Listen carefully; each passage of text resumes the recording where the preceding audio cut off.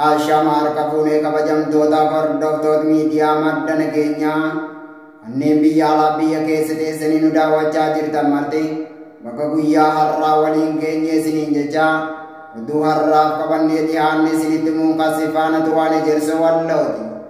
Oduu keenya jalqabaatiin kaaba Oromiyaa godina Walloo keessatti finxaaleeyyiin Amaara maqaa seera kabachiisuun qubsiifamte qotee bulaa Oromoo dararaa jiraachuun dhaga'ame. Humni addaa naannoo Amaara qotee bulaa Oromoo Walloo dararaa jiraachuun beekame. Kaaba Oromiyaa godina Walloo keessatti humni addaa naannoo Amaara qotee bulaa Oromoo Walloo dararaa jiraachuun jiraattonni madda nageenyaatti himanii jiru. Aana Jille Dhummuuga magaalaa Makannaa keessatti dubartii Oromoo ammaan dura sababa lolaatiin mana gadhiiftee magaalaa Sanbateetti galtee turte. Manni ishee magaalaa Makannaa jiru qoraan fudhachuuf yeroo deemtu humni addaa naannoo Amaara kan faannoo ofiin jettu garasitti qubsiifamtee jirtu. Dubartii tana qabanii eessaa dhufte jechuun akka malee uleen tumanii laaffisanii lafatti darbuun akka biraa deeman maddeen keenya garasiirra odeeffannee jirra. Magaalaa Makannaa jedhamu kana keessatti humnoonni kun halkan qawwee samiitti tumaa kan bulan yoo ta'u, daa'imman xixiqqoo fi maanguddoonni keenya nu jalaa jeeqamaa jiran jedhu maddeen keenya garasii madda nageenyaatti himan. Odumoo wal fakkaatuun bulchiinsa magaalaa Kamisee keessatti hidhattoonni shiftaa Amaara Kungaara Sunee jedhamu irratti alaama yookaan dhukkaasa barra jechuun meeshaalee gurguddaa dhukkaasuun jiraattoota naannaasanii jeequmsaa fi sodaa keessa galchanii akka jiran madda nageenyaatti himuun qaamni dhimmi ilaallatu waan kana nurraa akka fageessu bira nuuf gaa ergaa jedhus dabarfatanii jiru. Qaamni badii kun dhukkaasa qawweetiin qe'ee Oromoo jeeqaa jiru kun bakki itti godhamuu qaba jedhu akka maddi keenya madda nageenyaatti himetti qawwee yookaan qotee bulaan keenya lafa abbaa isaa irratti dhukkaasu yoo banan akka malee reebamuu fi maqballeessi irratti raawwatama jedhu. Humni shiftaa Amaara kan Oromoo Wallootiif jibbaa hamaa hin qabu yoo ta'u, qe'ee abbaa keenya irratti dhukkaasa banuun hawaasa jeeqanii jiru jechuun uummanni iyyaafannoo godhachaa jiru.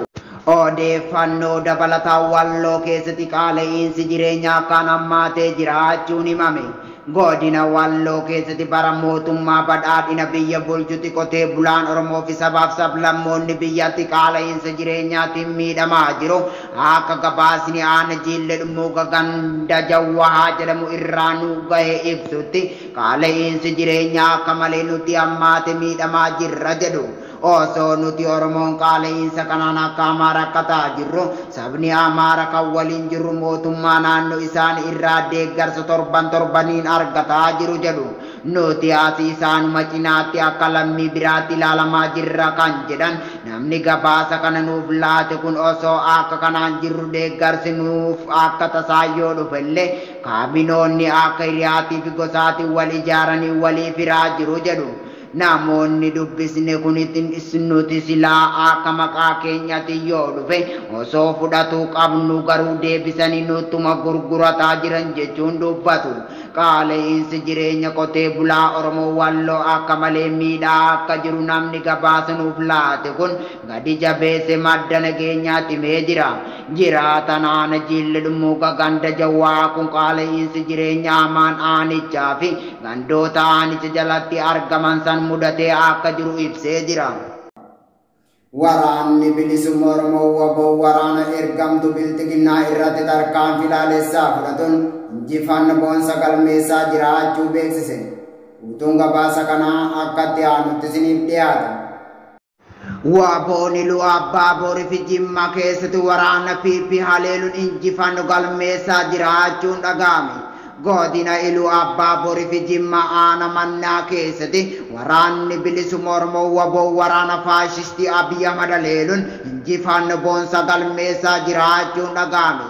Godina Oromiyaa mara keessatti manneen qotee bulaa abiddaan barbadeessuun kan beekamu waraanni faashistii Abiy Ahmad torban kana keessa waraanni bilisummaa Oromoo WBO'n zoonilee garaa keessatti tarkaanfii ilaalessaa irratti fudhatuun injifannoo boonsa galmeessaa jiraachuu guyyaa guyyaan isiniif gabaasa turuun keenya kan yaadatamudha.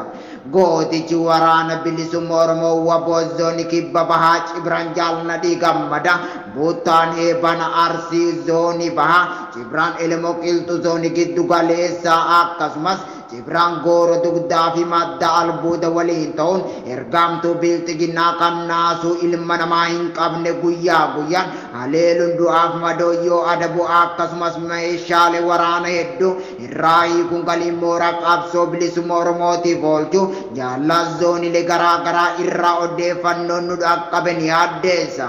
Guyyaa har'aa ganama irraa kaase gootichi saba Oromoo waboon godina Iluu Abbaa Boorii fi Jimma Aanaa Mannaa keessatti waraana murna bilxiginnaatiin hoogganamtu irratti tarkaanfii fudhataa jiraachuu beeksise.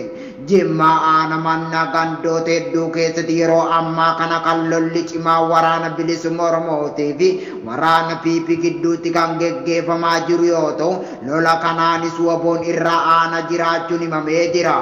Odeeffannoo dabalataan Gujii lixaa Aanaa Bullee Horaa keessatti torban kana keessa waraanni bilisummaa Oromoo waboo waraana PP haleeluun injifannoo boonsaa kan galmeessaa jiru yoo ta'u injifannoo galmeeffame kanaanis uummata Oromoo gammachiisuun dhagahamee jira. Gaachanni uummata Oromoo gootichi waraana bilisummaa Oromoo waboo zoonii kibbaa Cibraan Gooroo dugdaa fi madda albuuda waliin ta'uun ergamtuu bilxiginnaa kan naasuu tokko malee ilmaan Oromoo jumlaan ajjeesaa jirtu haaxee itti hidhuun du'aaf madoo yoo adabu meeshaalee gosa garaa irraa hiikuun galii waboof taasisee jiraachuu ajajaa zoonichaa yoo beeksisu barreessaa waraana bilisummaa Oromoo Odaa Tarbiimee jira. Tiksituun impaayera Itoophiyaa kan ilmaan Oromoo lafarraa duguuguuf kaayyeeffatte manneen qotee bulaa abiddaan barbadeessuun beekamtu gootichi saba Oromoo zoonii kibbaa Gujii lixaa Aanaa Bullee Horaa Magadaatti marsee tarkaanfii filaalessaa irratti fudhatuun ajajoota waraana PP fi kanneen meeshaalee gurguddaa dhukkiftu dabalate 74 yoo ajjeesu 31 ol madoo ulfaataan adabee jiraachuu jaallas zoonii kibbaa irraa odeeffannee jirra. Injifannoo boonsaa waraanni bilisummaa Oromoo waboon tibba kana zooniilee garaa keessatti galmeessaa jiru kanaan uummanni Oromoo biyya keessaaf alaa itti gammadanii jiraachuun himamee jira. Ergamtuu bitamtuu saba Oromoo irratti duultu irratti tarkaanfii fudhatuun kan itti fufu ta'uu jaallan waraana bilisummaa Oromoo zoonii kibba bahaa fi giddu galeessa himanii jiru.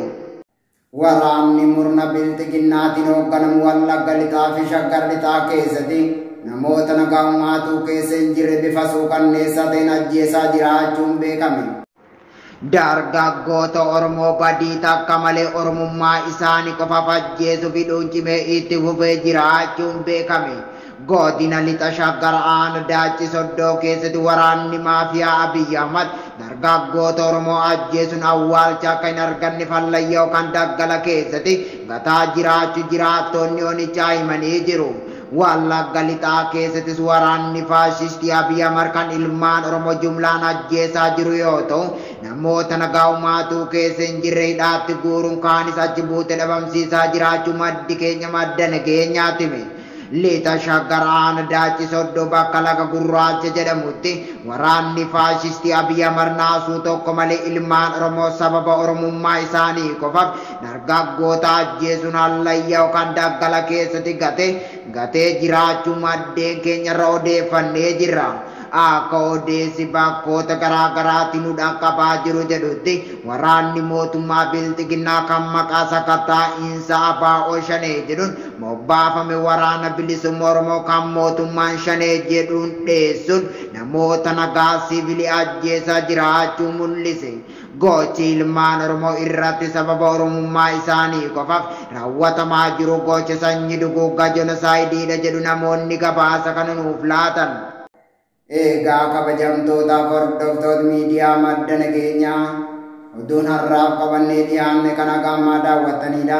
Qophiilee madda nageenyaa fan daawwachuu barbaaddan Tiwiitara keenyaa fi yuutuubii keenya jala dhaqaa isiniin jechaa akka waan nu waliin turtaniif galatooma.